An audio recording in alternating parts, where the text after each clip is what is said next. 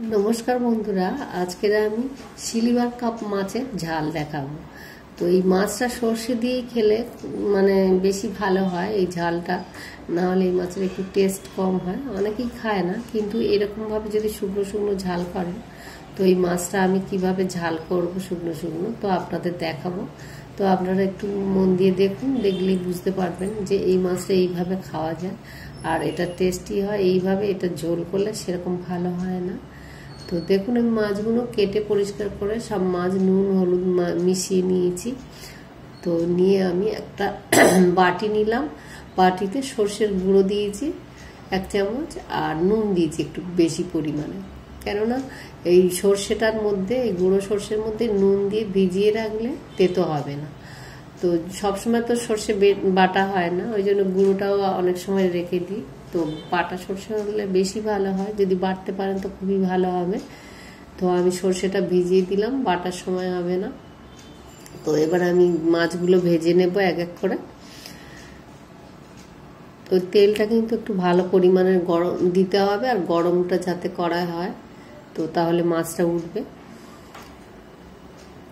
তো এই silver cup মাছ অনেকেই খায় না, ঝোল করলে একদমই তো ভালো লাগে না। তো অনেক সময় বাজার দিয়ে নিয়ে আসা হয়, এই শুধু শুকনো শুকনো এরকম ঝাল করি, তো বেশ লাগে, মন্দ লাগে না।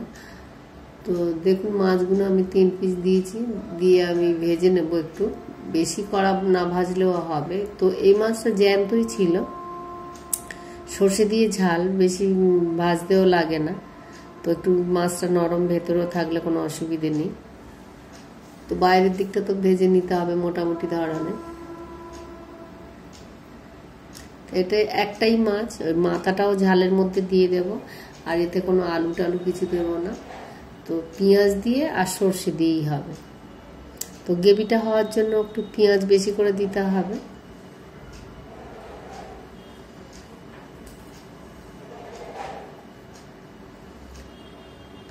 এই মাছটা খুব একটা কাঁটাও হয় না যে খেতে অসুবিধা হবে। তো পিস মাছ হয়েছে, খুব ছোট মাছ না আর খুব বড় মাছ না। আরও বড় মাছ হলে আরও টেস্টি হয়। যে সিলভার কাপ বলে যে খাওয়া যায় না, এমনটা নয়। যদি ঠিকঠাক করে রান্না করা যায় তো খাওয়া যেতে পারে।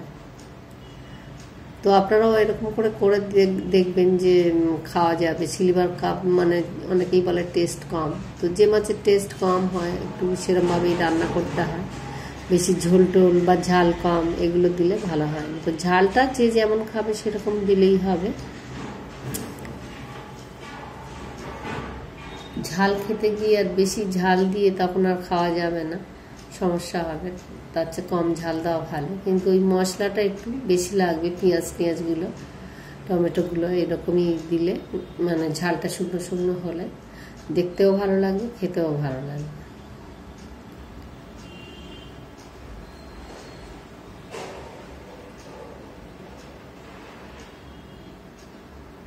সব রকম মাছ বাজারে গেলে পেলে সব রকম মাছ আনাও ভালো, সব রকম খেয়ে টেস্ট করাও ভালো।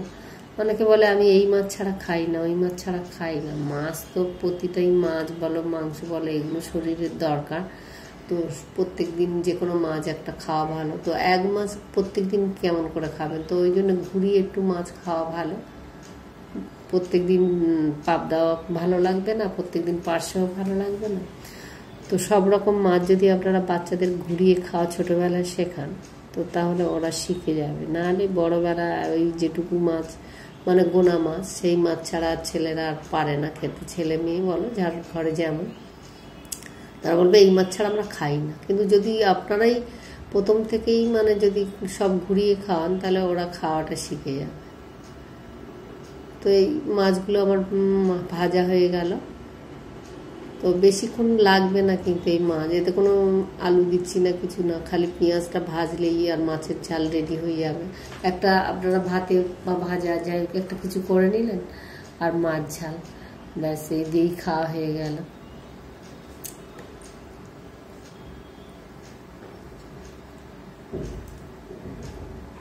আমার রান্না দেখবেন যে আমি খুব তেল দিই না, যে বেশি তেল দিয়ে একবার টেস্ট করতে হবে, তো সেরকমভাবে তেল দিই না, যাতে পেঁয়াজ বলো যেটা দেবো সেটা ভাজার মতন পরিমাণ মতন, তাও আমি অনেক কম দেওয়ার চেষ্টা করি।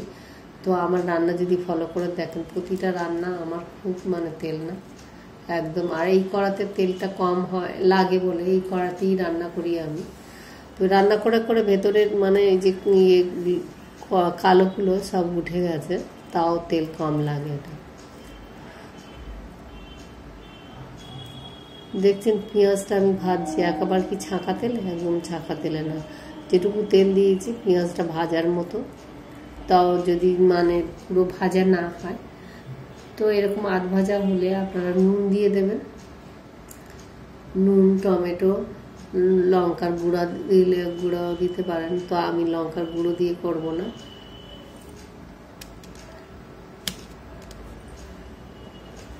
তো পেঁয়াজ দিলাম, নুনও দিয়ে দিয়েছি, এবার হলুদ দিয়ে দেব। একটু নুন দিলেই পেঁয়াজটা একটু মানে নরম হয়ে যায়, তো গলে যাবে। তো যদি আরও গলাতে চান একটু অল্প করে জল দিয়ে দেবেন, দিলেই হয়ে যাবে। মানে চাপা দিয়ে দিলেই টমেটো, নুন, হলুদ সব দিয়ে যদি চাপা দিয়ে দেন তাহলে পেঁয়াজটা গলে যাবে, নরম হয়ে যাবে। তো এরকম খুন্তি করে একটু মানে গেঁথে গেঁথে দিলে মানে চাপ দিলে একটু মানে পেঁয়াজগুলো গলে যাবে। আর ঢাকা চাপা থাকলে তো ওই টমেটোর সাথে পেঁয়াজটা গলেই যাবে। তো সামান্য জল দিয়ে আরও গলাতে চাইলে সামান্য জল দিয়ে ঢেকে দেবেন, দিলেই মানে পেঁয়াজটা গলে গলে যায়। আর খুঁটি দিয়ে একটু চেপে চেপে দিতে হবে। আর পেঁয়াজ মানে বেটে যদি আপনারা দেন, তারা অনেকে মিক্সারে বেটে দেয়, কিন্তু বেটে দিলে সেই কিরকম একটা গেদে মতন হয়ে যায়, ওইটা বাটাটা ভালো হয় না সেরকম। একটু পেঁয়াজ গোটা থাকলে অসুবিধে নেই, এই ঝালটাই মানে খেতে ভালো লাগে, একটু পেঁয়াজ থাকলেও অসুবিধা হয় না, ওটা দিয়েই মেখে খাওয়া যাবে। তো আমি পেঁয়াজ টমেটো গলে গেছে, তো এবার কাঁচা লঙ্কা দুটো দিলাম, আর আদাটা লাস্টের দিকে দিলাম, কেননা আদা দিয়ে বেশি কষাতে নেই, কষালেই মানে ওটা তিতো হয়ে যায়। তো আদার গন্ধটাও থাকে না, উপকারটাও থাকে না। আদার যে কাজ, যে হজম করার জন্য আদাটা দেওয়া হয়, তো সেটা ওর গুণাগুণ থাকবে না। তো এবার আবার মশলা কষানো হয়ে গেছে, দেখলেন শুকনো শুকনো হয়ে গেছে, তো আমি জল দিয়ে নিলাম। জল দিয়ে একটু নেড়ে চেড়ে আমি দেখছেন যে অনেকটাই গলে গেছে পেঁয়াজ টমেটো সব। তো এবার আমি জলটা অল্প করে দিয়ে দিলাম। আর আমি যে সর্ষেটা ভিজিয়ে রেখেছিলাম, সর্ষেটা এবারে আমি মানে ওইটা হাত দিয়ে নেড়ে আমি ছেঁকে দেবো, মানে আস্তে আস্তে করে দেবো জলটা, যাতে না সর্ষের ভেতরের যে খোসাটা থাকবে না। এই খোসাটাই হলো পেটের সমস্যার কারণ। তো এই অনেকেই বলে সর্ষে খেলে গ্যাস হয়। তো সর্ষেটা যদি আপনারা এইরকমভাবেই দেন, সে বাটা হোক আর এই গুঁড়ো হোক, এরকমভাবেই আস্তে করে জলটা দিলে ওর তলায় যে ওই যে সর্ষের গুঁড়োটা দেখছেন যে কালো কালো, ওটাই হচ্ছে পেটের প্রবলেম হয়। তো সামান্য একটু একটু গেলে অসুবিধে নেই। আবার আপনি এতে করেও ছাঁকনি করেও ছেঁকেও দিতে পারেন। তো আমি আর ছাঁকনি দিলাম না, ওপর করে আমি জলটা দেওয়ার চেষ্টা করলাম, তো যাতে ওই সর্ষের খোসাটা না পড়ে। তো ওই সর্ষের ওই গুঁড়োটার টেস্ট হবে, আর ওপরে ওই ভেতরের খোসাটার তো কোনো দরকার নেই, ওপরেও তো পেটের সমস্যা হবে। তো আমি দুবার করে একটু জল দিয়ে আমি ওপর জলটা দিয়ে দিলাম। সর্ষে দিয়ে আমার মানে এই মাছের ঝাল তেলাপিয়া সিলভার কাপ মাছটা ঝাল করছি পেঁয়াজ দিয়ে আর সর্ষে দিয়ে। তো পেঁয়াজ আর সর্ষে দিয়ে যে কোনো মাছেরও ঝাল করেন শুকনো শুকনো, খেতে তো ভালো লাগবে। আর এই মাছটা বিশেষ করে এই মাছটা ঝোল করা যায় না, তো এই মাছটা এরকমভাবেই শুকনো শুকনো, কেউ শুধু সর্ষে দিয়েও করতে পারেন আর কেউ পেঁয়াজ দিয়েও করতে পারেন। তো পেঁয়াজটা দেওয়ার কারণে একটু গ্রেভি হবে। আর সর্ষে ধোয়া তো জল দিলাম, সর্ষে তো পুরোটা দিলাম না, গুঁড়োগুলো, তো ওগুলো দিলে মানে আরও বেশি গ্রেভি হতো, কিন্তু ওটা খেলে অসুবিধা আছে, ওই জন্য দিলাম না। তো আমি এবারে জল ফুটে গেছে, তো আমি আস্তে আস্তে মাছগুলো আমি দিয়ে দিচ্ছি, বেশি নাড়াচাড়া করব না। এই মাছটা তো ভেতরটাই একটু নরম থাকে, ওপরের দিকে ভাজা হলেও ভেতর দিকটা নরম থাকে, বেশি ঘাঁটাঘাঁটি করব না। তো শুকনো করে জল দিয়েছি, একটু ঢেকে রাখবো, ঢেকে রাখলেই মাছটা তো সিদ্ধ হয়ে যাবে। আর একটু উল্টিয়ে দেব, দিয়ে আমি ঢেকে রাখলেই মাছটা হয়ে যাবে। জল এমন পরিমাণে দিতে হবে, বেশি মাছটা ফুটবে না। তো দেখছেন আমি ঢেকে দিয়েছিলাম, ঢেকে দিয়ে একদম মাছ যেরকমই জল দিয়েছি প্রায় ওরকমই জল আছে, আর বেশিক্ষণ গ্যাসের মধ্যে রাখবো না। এবারে আমি হয়ে গেছে মাছটা রেডি পরিবেশনের জন্য। তো এরকম গরম ভাত আর এই মাছের ঝালটা এরকমই, সিলভার কাপের মাছের ঝালটা আপনারাও এরকম করবেন, এর চেয়ে বড় মাছ পেলেও নিয়ে আসবেন। তো এই মাছটা খুবই টেস্টি ঝাল হয়, এরকমভাবে সুন্দরভাবে যদি রান্না করা যায়। তো আমি একটা ওলকপি, আলু আর গাজর দিয়ে একটা চচ্চড়ি করেছি মাখা মাখা।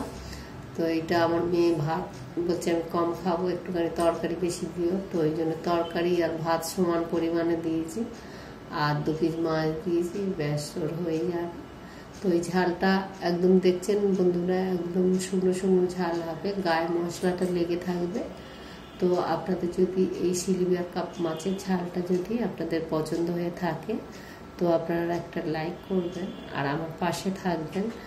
আর আপনাদের সাথে কিন্তু দেখা হবে আবার সামনের ভিডিও। তো আপনারা কিন্তু সবাই সুস্থ থাকুন, ভালো থাকুন, আবার আপনাদের সঙ্গে দেখা হবে। টাটা বন্ধুরা।